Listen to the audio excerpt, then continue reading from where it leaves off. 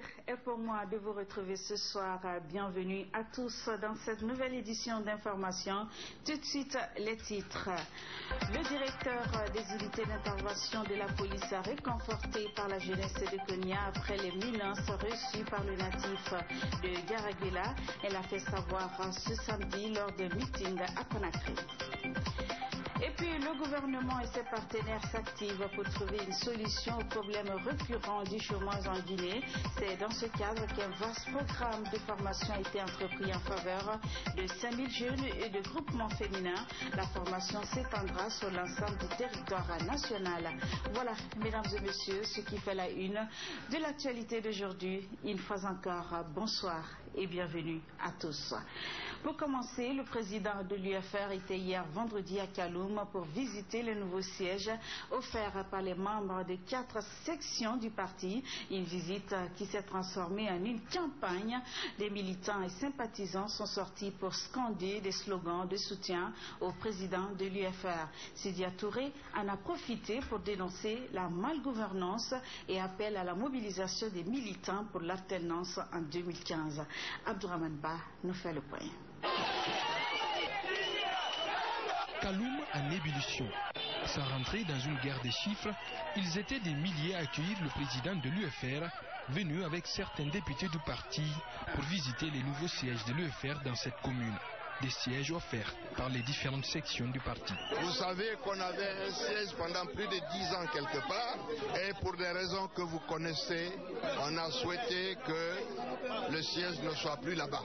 Des propriétaires des différentes sections de Conakry, pratiquement au nombre de 4, ont chacun proposé qu'on puisse utiliser leur concession pour mettre le siège de l'UFR. Donc nous sommes dans ce cadre-là, on a profité pour saluer nos frères et leur dire que l'UFR reste présent à Kaloum et qu'aucun parti ne peut un temps soit peu nous inquiéter ici. Ce n'est pas parce qu'on a accroché des foulards jaunes partout. Sidia Touré profite de cette importante mobilisation pour dénoncer la malgouvernance du pouvoir. Comme exemple, il explique le manque criard d'électricité qu'il a pu constater il y a quelques jours lors d'une visite à son député la nuit. Kaloum, c'est la quintessence même de la malgouvernance en Guinée. Je suis venu ici il y a 5 jours pour voir mon député. À 21h, je suis arrivé là où il y a l'état-major général. Vous avez également le gouvernement, la présidence de la République, où le président dort, où il y a les ambassades. Il n'y avait pas de lumière. Dans toute la ville, c'était l'obscurité totale. Et on m'a dit que c'était pratiquement comme ça tous les jours. Toujours s'adressant aux militants, Sidia Touré les appelle à se mobiliser pour l'alternance en 2015. En 2015, nous allons à l'alternance. Et Kaloum sera le fer de lance de cette alternance-là. Je leur ai dit que ce qui est arrivé aux élections législatives, on ne l'acceptera plus. Pour compter 135 bureaux de vote, il nous a fallu 12 jours. En prélude du scrutin présidentiel du 11 octobre prochain, les cadres du RPG Arc-en-Ciel multiplient les tournées dans leur localité d'origine pour faire de la remobilisation des troupes derrière le parti présidentiel. C'est dans ce cadre que le directeur de la pharmacie centrale de Guinée s'est rendu à Komodou dans la préfecture de Kérouani. Dr Moussa Konaté a appelé les citoyens de Komodou pour soutenir le président Alpha Condé dans le premier tour de l'élection présidentielle prochaine. Le point avec notre reporter Lansana Traoré. Tous à l'assaut pour mobiliser les militants à la base pour le 11 octobre prochain. C'est le mot d'ordre au sein du RPG Arc-en-Ciel. L'acte est déjà lié à la parole par certains cadres du parti présidentiel. Ils se rendent dans leur localité d'origine pour mobiliser leurs concitoyens à soutenir le professeur Alpha Condé pour sa réélection aux prochaines échéances électorales. C'est dans ce souci que l'enfant prodige de Toron, dans Kérouani, Dr Moussa Konaté, s'est rendu auprès de ses parents pour les inviter à resserrer les rangs derrière les idéaux du professeur Alpha Condé. Les imams de Komodou, les jeunes de Komodou, les femmes de Komodou se sont mobilisés massivement au cours de cette édition pour faire la bénédiction dans la lecture de Coran et réitérer leur engagement à soutenir le plan de la République. Et vous avez dû constater que pendant tout au long de cette cérémonie aujourd'hui, l'engagement est ferme. Tous les ressortissants de Comonou, tous les habitants de Comonou et environnement sont décidés à accompagner le Sénégal de la République pour l'élection. C'est ouvert le Coran pour le peuple guinéen, pour le plan de la République et pour tous les ressortissants. Et aussi en campagne de sensibilisation, expérience, mais aussi d'échanger sur les grands projets en cours. Dr Moussa Konaté, un bon prêcheur, a su convaincre d'autres militants qui ont rejoint les rangs de la majorité présidentielle. Ici, à Komoudou, nous sommes pour Alpha Condé. C'est lui qui nous a donné le courant. C'est lui qui nous a donné le courant. Nous allons tous voter pour lui pour sa réélection. Nous-mêmes, nous sommes Alpha. Partout, chants et danses ont accueilli la délégation. Cette tournée du directeur général de la pharmacie centrale n'est pas une première. Je vous l'ai dit, en tête de chapitre, la jeunesse Konya apporte son soutien au lieutenant-colonel Ousmane Camara d'Ibafoué lors d'un meeting ce samedi à Conakry. Elle a loué les efforts du directeur des unités d'intervention de la police dans le maintien d'ordre dans la capitale. Mamadi De Condé nous en dit plus.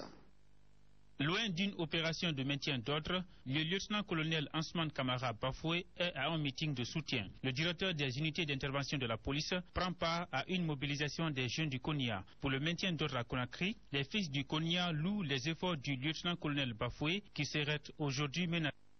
Nos services de sécurité auxquels pour contenir l'insécurité à l'horizon.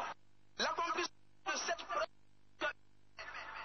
et noble semble avoir été des occasions des Guinéens dépourvus de tout sens de prétention pour proférer des menaces de mort, soi-disant des menaces de mort en Genève. Est-ce que c'est possible? Non! Malgré qu'il est vivement critiqué par certains, le lieutenant-colonel Ousmane Camara se sent réconforté. Par ce soutien de ses frères, il dit être galvanisé davantage. Je suis très fier de mes parents, de mes frères, mes soeurs, mes mamans. Les mots me manquent. Parce qu'ici, on ne parle pas de maintien d'ordre. Je suis en famille et c'est pour prouver que ma communauté aussi est derrière moi. Donc ça va me galvaniser. Ça me permet encore de multiplier. Je suis en République. Les parents sont fiers de moi et c'est ça l'essentiel. La Guinée, qui a longtemps abrité des réfugiés, doit préserver la paix. Un message formulé par le directeur des unités d'intervention de la police. Je sais ce qu'un pays où il y a l'anarchie. C'est pour cela, ce pays-là, on ne va jamais accepter qu'il y ait la pagaille ici. Parce que quand il y a pagaille ici, nous, on n'a pas où partir. Nous étions au Libéria. On sait ce qui s'est passé là. Nous avons nos frères ici que nous avons reçus comme réfugiés. On ne peut plus aller. C'est ici notre pays. Soit on meurt ici ou il y a la paix en Guinée. C'est ça ou c'est pas ça. À travers ce meeting de soutien à Bafoué, les fils du Konya ont réaffirmé leur engagement à accompagner le professeur Alpha Condé lors de la présidentielle de 2015. Sur un tout autre plan, la Confédération syndicale autonome des travailleurs et retraités de Guinée est désormais affiliée à la Fédération syndicale mondiale. L'annonce a été faite ce samedi par le secrétaire général lors de l'Assemblée générale tenue à son siège ici à Gayaki. Cette Assemblée générale de la Confédération nationale des retraités de Guinée, COSATREG, a réuni les responsables de la dite organisation syndicale. Prenant la parole, le chargé de négociation la structure a fait le compte-rendu des festivités du 1er mai, date de la fête internationale des travailleurs. Pour Laye Konati, la célébration de cette fête a été une réussite en Guinée. La mobilisation de Matam a eu à boucher ce petit trou, alors ça n'a jamais été constaté. La salle était assez comble. Tout y était. C'était la première fois, depuis la naissance de la COSATREG, c'était la première fois qu'on soit encore dans la grâce de l'autorité à nous permettre d'être quelque part dans le public, manifester notre joie. On a été toujours bafoué, on a été humilié, on a été exclu. Et même on était enfermé comme si on était dans un fou. Il était question de manifester cette joie qui a un caractère international. Mais cette année donc, grâce à vous, grâce à votre mobilisation, grâce à votre volonté, grâce à vos instructions, grâce à votre vigilance, alors on a été toléré et la fête a été faite et elle fait belle. Ensuite, l'honneur est revenu au secrétaire général de la COSATREG d'annoncer l'affiliation de sa structure à la Fédération syndicale mondiale qui regroupe 116 pays. Est aujourd'hui affilié à la Fédération syndicale mondiale. Donc, cette affiliation internationale est une grande aubaine pour nous. La Fédération syndicale mondiale compte 126 pays à travers continent, la grande famille mondiale. À noter que suite aux incidents survenus entre Amadou Diallo et Yamoussa Touré, les membres de la COSATREG ont à l'unanimité demandé pardon à leur secrétaire général et l'unité entre les organisations syndicales de Guinée. La lutte contre le chômage et la promotion des initiatives privées sont très d'intérêt d'une rencontre ce samedi à Conakry. Il est question encore de 2 jours de travaux pour outiller les 5000 jeunes pour leur autonomisation. Manian Kondé nous en dit davantage. Aider ce jeune ou encore cette femme à s'épanouir en réalisant des activités génératrices de revenus, voilà l'objectif de cette formation qui a démarré ce samedi à Conakry. Cette rencontre organisée une fois par an dans chaque ville du pays vise 5000 jeunes et des groupements féminins de la Guinée. Alors nous avons essayé de mélanger les jeunes, soit diplômés sans emploi ou qui veulent se prendre en charge, avec nos mamans qui sont dans les groupements féminins, qui sont dans les activités génératrices de revenus. Je veux parler des teinturières, la saponification, pour les outiller à mieux développer leur activité pour aller de l'avant. Je crois que ça a un intérêt bénéfique pour le pays parce que ça permet non seulement de lutter contre le chômage.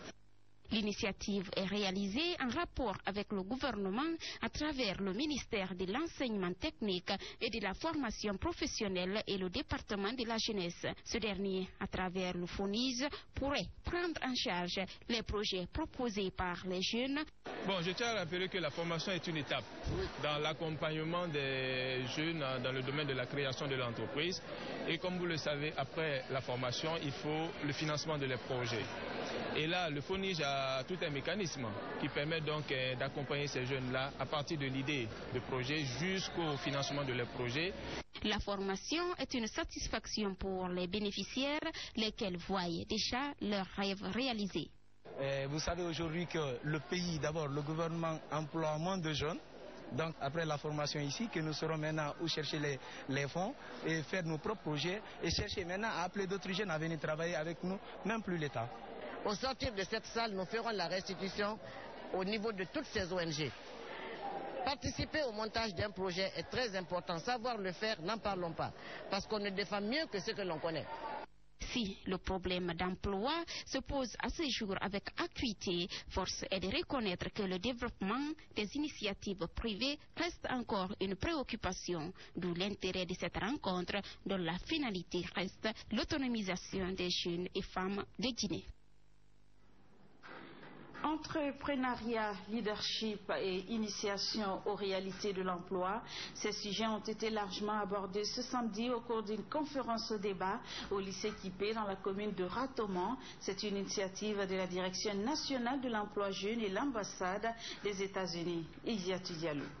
Comment initier ces futurs cadres du pays aux réalités de l'emploi et au leadership? Tel est le but de cette conférence débat animée par l'ambassade des États-Unis et des cadres du ministère de la Jeunesse et de l'Emploi. J'ai été invitée aujourd'hui pour échanger avec les jeunes lycéens de Kipé sur le thème formation, employabilité et défis du marché. Donc c'est ce qui en fait a expliqué cette conférence de ce jour. Au cours de cette conférence débat, la formation, l'employabilité et des stratégies pour relever les défis du marché de l'emploi ont été les principaux thèmes développés. Initier les élèves, les étudiants aux réalités du marché de l'emploi, améliorer leur employabilité, leur donner des conférences sur le thème de l'employabilité, créer des salons de l'emploi. Ces lycéens ont bien apprécié la qualité de la conférence et ils disent avoir reçu des nouvelles connaissances dans le domaine de l'emploi. J'ai appris au cours de cette conférence comment procurer le leadership en soi, comment faire face aux emplois. Après le cycle universitaire et avec les relations professionnelles qu'on a eu à avoir, et on peut même se créer des entreprises sans réellement se confier à l'État. Cette conférence débat a pris fin par une remise de quelques livres aux élèves du lycée Kipé et la prise d'une photo de famille. Sur un tout autre plan, les étudiants sortant de la session 2014 de l'Institut universitaire Subticom ont reçu leur diplôme ce samedi à l'INRAP. La cérémonie de remise a mobilisé des responsables de l'Institut supérieur d'information, des technologies de la communication et management, des parents d'étudiants et la représentante du parrain de la promotion, Maurice Sidibé. Après 3 ans de formation à l'Institut supérieur d'informatique, des technologies de la communication et du management, les étudiants sortant de la session 2014 ont officiellement reçu leur diplôme. Les enseignants ont mis le paquet pour faire de vous des sortants de qualité. Parce que quand on entend par produit fini, c'est qu'il est consommable. Grâce aux efforts des enseignants, les efforts des parents et de tous les encadreurs, vous voilà aujourd'hui honorés par les diplômes qui vont vous être remis tout à l'heure. Le porte-parole du collectif des étudiants sortants, après avoir mis un accent particulier sur la qualité de la formation à l'Institut universitaire Subticom, a formulé des requêtes à l'endroit du gouvernement. Monsieur le ministre, nous vous exhortons avec toute notre allégeance de transmettre nos requêtes au gouvernement qui sont hautes. Insuffisance d'infrastructures, le soutien insuffisant de l'État, le manque d'électricité, le manque de la formation continue des formateurs, le manque de dialogue avec les partenaires privés au développement. Cette promotion porte le nom de Baousman, ministre conseiller spécial à la présidence, d'où la présence de son épouse. Adja Bintaba a demandé à ses étudiants sortants de se lancer dès maintenant dans la création des entreprises privées et de mener des activités génératrices de revenus. Dans les pays anglophones, dès que les gens finissent l'école, ils se mettent en groupe pour pouvoir faire quelque chose. Et c'est ce que je ne vois pas en Guinée ici. Nous, on essaye de faire ça avec les femmes. Depuis sa création en 2006, l'Institut universitaire Subticom a formé 5 promotions et celle sortante est la 6e à être livrée sur le marché de l'emploi. L'Opportunisme Industrielle Gestion Santos a procédé ce samedi à la remise des diplômes de fin d'études. La 15e promotion sortante de son école. Nombre de 51 étudiants, la promotion a été baptisée Kernan Mamadou Bailou, directeur général de la SOCAM. La de remise regroupée élèves et parents d'élèves dans l'enceinte de l'établissement. Bernard. Un résultat de 5% aux examens nationaux de sortie des écoles professionnelles, l'OIC Guinée, entendait Opportunity Industrialisation Center, a procédé à la remise ce samedi des diplômes aux 51 étudiants sortants au compte de l'année scolaire 2013-2014. La direction générale de l'OIC Guinée se félicite des résultats obtenus et encourage les bénéficiaires pour l'effort fourni. En ce jour mémorable, nous voudrions, au nom de la direction, adresser nos sincères félicitations à tout le personnel d'encadrement de l'OIC Guinée, qui n'a ménagé aucun effort pour dispenser une formation de qualité aux étudiants qui, chaque année, des taux de réussite à les 100% aux examens. Cette promotion est la 10e début des activités de l'OIC en Guinée. C'est baptisé Promotion Diallo Tierno Mamadou Bailou. Son représentant invite les bénéficiaires à redoubler d'efforts dans la recherche de l'emploi, qui est notre défi à relever. Maintenant, ils sont rentrés dans une nouvelle phase. La phase la plus difficile, c'est surtout la phase de l'obtention de l'emploi. Donc ça, c'est notre phase, mais néanmoins, avec du courage, de la persévérance et de la discipline, Je pense qu'on peut compter sur ces étudiants-là. Chez les récipiendaires, la joie est grande. C'est pourquoi ils invitent les autres jeunes à suivre le chemin de la formation. Je suis vraiment content, surtout, je vois l'organisation, je suis vraiment ravi de voir ces jours arriver. Je m'attendais beaucoup à ça. J'ai vu maintenant que le rêve est devenu maintenant une réalité.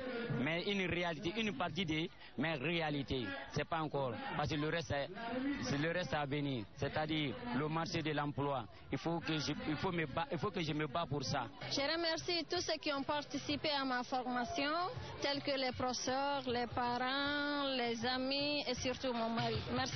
L'OIC Guinée est une ONG nationale agréée en 1986 et affiliée à l'OIC international, fondée par le révérend Léon Silva aux États-Unis. Sa vocation est d'aider et améliorer la qualité de vie des populations dans les pays en voie de développement à travers la formation des jeunes dans plusieurs domaines.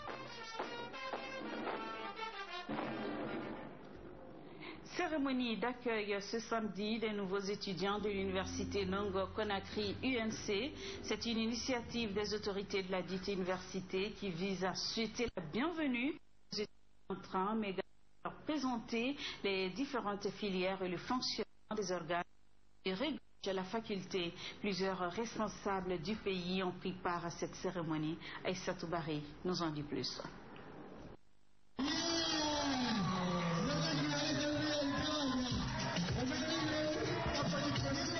C'est dans une ambiance festive que la journée d'aujourd'hui a été spécialement consacrée aux étudiants en licence 1 de l'université Congo-Conakry. Devenue une coutume, cette célébration consiste pour les organisateurs de souhaiter la bienvenue aux concernés d'une part et d'autre part présenter les différents organes et départements qui constituent la faculté, mais aussi mettre à la connaissance du public les 10 programmes de licence, notamment le droit, les sciences politiques, le commerce international et ceux des masters, souligne le numéro 1 de la dite université. Aujourd'hui, c'est la journée d'accueil des nouveaux étudiants.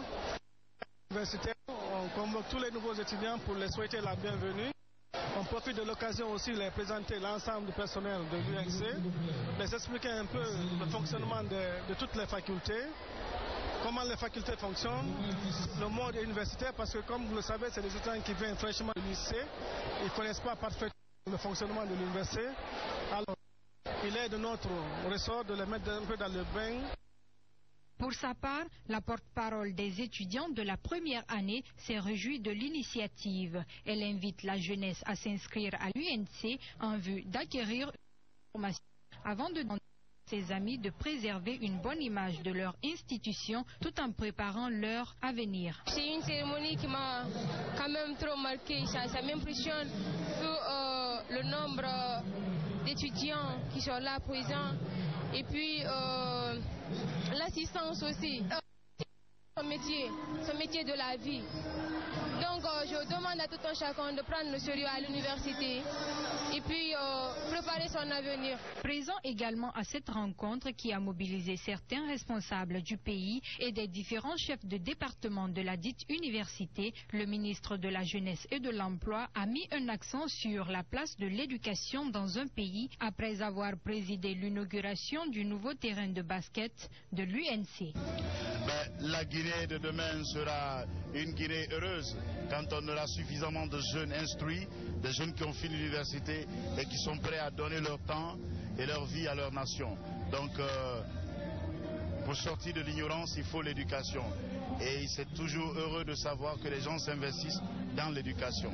La cérémonie d'accueil des étudiants de la première année s'est achevée par des prestations artistiques haut de gamme. Un mot de santé dans cette édition d'information. La neurochirurgie est une discipline qui consiste à préserver l'intégrité du cerveau, de la moelle épinière et des structures osseuses, les protégeant. Une discipline mal ou peu connue en Guinée. Quels sont les problèmes de santé publique relevant de la neurochirurgie et quel en est l'état des lieux en Guinée? Élément de réponse dans ce reportage de notre reporter Marichela Fofana. En Guinée, 84% des cas de décès dans les services d'urgence des centres hospitaliers sont dus au traumatisme crânien. Cela s'explique par le fait que la plupart des patients victimes des pathologies vecteurs de ces traumatismes ne suivent pas un traitement neurochirurgical, traitement qui vise à préserver l'intégrité du cerveau, de la moelle épinière et des structures osseuses qui les protègent. Vous avez la traumatologie qui est notre principale activité en Guinée, la traumatologie de la colonne vertébrale, par exemple lorsque deux vertèbres se cassent et qu'elles menacent la moelle épinière, donc c'est à nous d'aller mettre des vis et des plaques pour que la colonne vertébrale revienne là où elle est et préserver la moelle épinière. Tout ce qui est accident avec point d'impact crânien et au niveau du dos, ça fait partie de notre travail. Donc que ce soit les accidents du travail, les accidents domestiques, comme on appelle les accidents de la voie publique. Spécialité peu connue, sous-équipée et mal intégrée dans les circuits de soins guinéens, seulement 3 neurochirurgiens reconnus exercent dans le pays. Il y a 3 neurochirurgiens, il y a 2 services qui ne fonctionnent pas autant qu'ils auraient dû fonctionner dans un pays où il y a quand même plus de 10 millions d'habitants. Donc il y a un déficit et de connaissances, déficit et de confiance. Donc nous avons un gros travail à faire en nous faisant connaître notre discipline à nos collègues et aux patients, pour leur montrer qu'il y a énormément de choses que nous pouvons faire ici, sur place, avec un minimum d'aide, que ce soit non gouvernemental ou gouvernemental, pour avoir un soutien budgétaire. Les traumatismes neurochirurgicaux peuvent être évités en respectant certaines mesures de sécurité. Le port de la ceinture de sécurité pour tous les passagers. À la rigueur, ceux qui sont derrière, on peut accepter, mais le passager qui est au côté droit doit porter obligatoirement. Il faut que la police verbalise même celui qui ne porte pas la ceinture de sécurité. Enfin, les motards, 2 motards qui n'ont pas de casque, c'est des patients potentiels. Ça. Tôt ou tard, ces gens-là vont arriver en neurochirurgie et malheureusement dans un état pour lequel on ne pourra rien faire pour eux. Une grande garde de neurochirurgie va être mise à la disposition des professionnels de santé, particuliers et syndicats des routiers. Également, un numéro vert joignable 24 heures sur 24 pour requérir un avis neurochirurgical devant tout accidenté de la voie publique, tout coma brutal ou toute blessure avec un point d'impact crânien ou vertébral, et cela avant toute chirurgie. Il s'agit du 660 12 12 12. Sur les abords de certaines artères de Conakry sont exposées toutes sortes de sculptures, des statuettes reflétant la vie quotidienne à travers des figures humaines ou animales. Parmi les nombreux sculpteurs que regorge la Guinée se trouve la famille Sidimé qui exerce ce métier depuis des années.